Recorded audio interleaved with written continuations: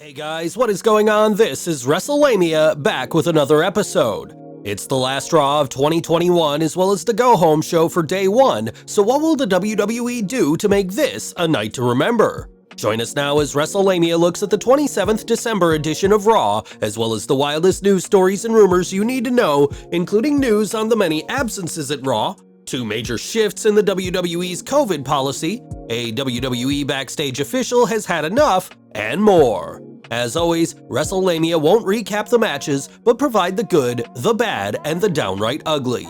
The good: making chicken salad out of chicken shit. Tonight's Raw started off on the wrong foot due to the shocking number of absent wrestlers and backstage officials. Nonetheless, tonight's episode of the Red Brand delivered a satisfactory go-home show that built up day one while providing entertaining matches and segments.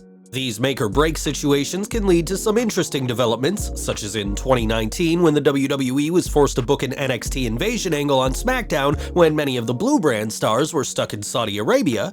While it's safe to say that the world doesn't need another R-Truth and Tamina versus Reggie and Dana Brooke match, the WWE deserves credit for giving them time, and all four competitors made the most of their time in the spotlight. Putting NXT's Grayson Waller on Raw not only provided him with a chance to introduce himself to Raw viewers, but it helped to build the tension between Styles and Waller that seems to be leading to a feud on NXT. More Mysterios versus Street Profits, please. Tonight's finals in the RK Bronament was a fantastic match that not only highlighted both teams' remarkable abilities, but showed that a babyface versus babyface match can be just as entertaining as a heel versus babyface bout. It's obvious that the Mysterios and the Street Profits have a true chemistry in the ring, but unfortunately, the rumors of Rey and Dominic feuding makes it unlikely that fans will get an extended program between the two teams. Eazy-E's surprise appearance. Tonight's Raw featured many absences, but it offset these thanks to a rare surprise appearance. Tonight's appearance by Eric Bischoff was a fun and clever, but nonetheless futile way to inject some life into the Miz vs. Edge feud. Bischoff doesn't seem to have any problem appearing in both AEW and WWE, and he showed that he can still contribute to angles and storylines. Eazy-E's appearance may have been his way of showing Tony Khan he hasn't forgotten about the AEW president's response to his criticism of AEW's booking. More RK Bro magic. Tonight's New Year's celebration by Riddle was another fun segment involving Magic Matt and Randy Orton. The WWE deserves credit for giving these two time to continue their act, as it hasn't shown any signs of growing stale. While a Riddle-Orton breakup is inevitable, the WWE is letting the fans enjoy this team's antics out of the ring, while also putting them in entertaining matches in the ring. Riddle vs. Gable equals awesome. Speaking of entertaining matches, Riddle vs. Gable was one of the best technical matches fans have seen on Raw in a long time. It's easy to forget how talented Riddle is when the barefoot bro steps into the ring, as his comedic skills often overshadow his wrestling skills. Not so tonight, as both Riddle and Gable showed the fans just how good they are, and that the WWE has no shortage of the technical wrestlers AEW fans like to watch. Incredible Dolph vs. Damian match. Speaking of magnificent matches, Damian Priest vs. Dolph Ziggler delivered big time, another reminder of Dolph's 5-star talents as well as Damian Priest's vast potential. Priest's gimmick of a Jekyll and Hyde personality is an interesting development, but the WWE needs to start planning the Archer of Infamy's next big opponent, particularly with WrestleMania growing closer. For tonight though, both Ziggler and Priest gave the fans one hell of a match. The bad. Ashes to ashes. Nikki's burial continues. Is there anything more to be said about the WWE's ongoing burial of former Raw Women's Champion Nikki ASH? Why, yes, there is, as Nikki fans are wondering what the end game is for WWE's portrayal of Nikki as a self-doubting dud who once encouraged fans to believe in themselves, but now looks upon herself as a complete loser.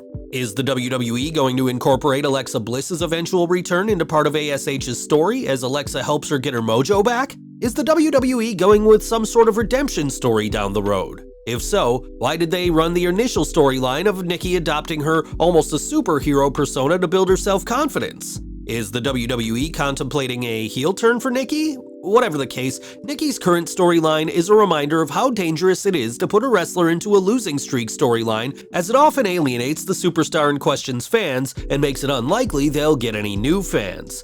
It also shows how the WWE's writers just can't get long-term booking right unless it involves Roman Reigns. The Nikki ASH character started off strongly, only for WWE to drop everything about it that worked and turn Nikki into even more of a loser than she was before it started.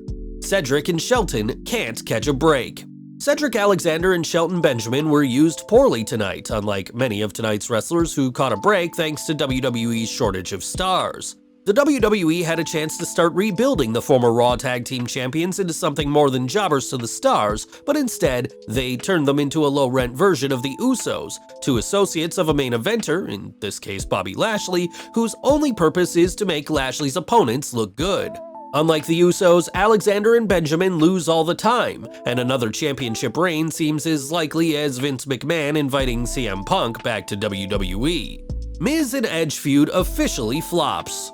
Did the WWE bring Edge back for this? The Miz is the type of wrestler who can bounce back and forth between the mid-card and the main event, as seen earlier this year when he won the WWE Championship. But what's the goal of a Miz vs. Edge program? Short of Edge really wanting a program with the WWE's A-lister, there are many other opponents who seem like a better fit, both for purposes of elevating younger talent and not necessarily by counting the lights for them, and getting must-see matches. Sure, Miz vs. Edge will be entertaining, but it's nothing like a dream match, and the build-up to their day one bout has been complete rubbish. Tonight's wedding vow renewal storyline was predictable, broke no new ground, and relied entirely on nostalgia, i.e. the brood bath, to squeeze any life out of it.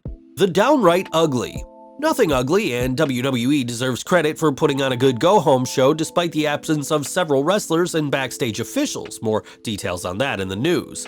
The WWE put on a good show despite some serious obstacles, and the only disappointing thing about tonight's episode is that things are likely to go back to business as usual once the WWE has its normal amount of wrestlers and backstage officials. News.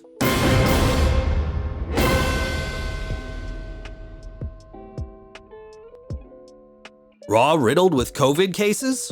Topping today's news is more information on the WWE's current COVID crisis, particularly its effects on tonight's Raw.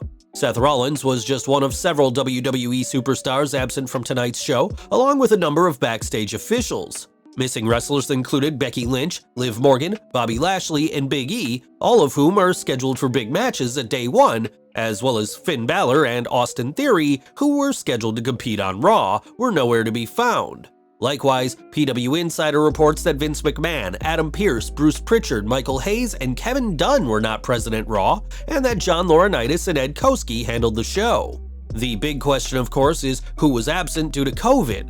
Well, the WWE has been dealing with an outbreak of COVID cases since 17th December, but so far, Seth Rollins is the only WWE superstar who is known to have tested positive. In cases like Becky Lynch, she's likely quarantining after her husband Seth Rollins tested positive.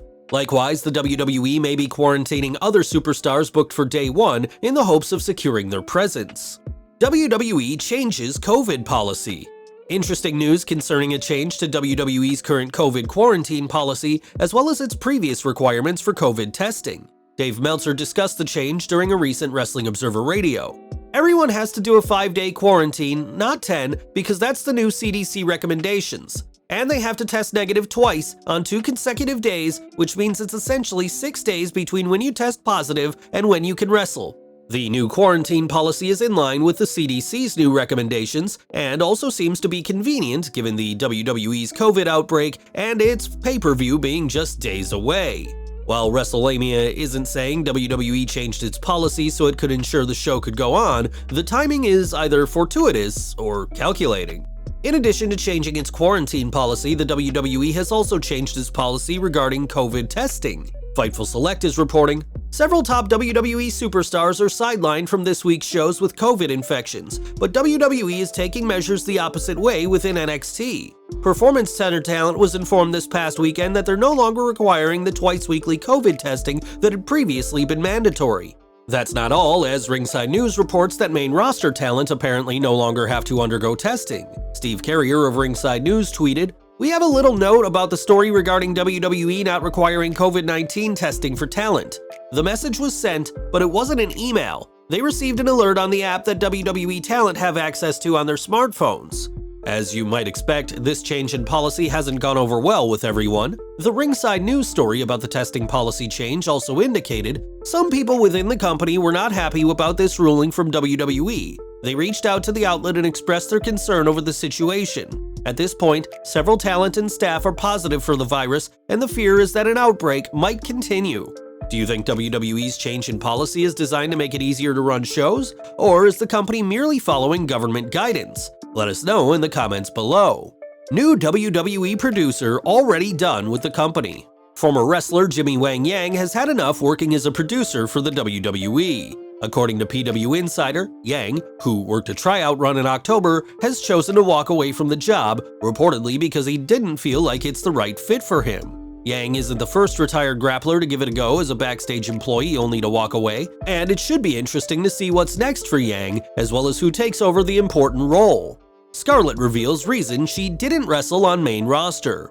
Last but not least, Scarlett seemed to be on her way for a main roster wrestling debut as she competed in a number of dark matches. However, Scarlett didn't wrestle, leading to questions why the WWE didn't use her when Karrion Kross jumped to the main roster. Now Kross's real-life fiancé is sharing the details behind her disappearance. Scarlett appeared on Renee Paquette's Oral Sessions podcast and explained how one of her breast implants ruptured, leading to her being unable to wrestle.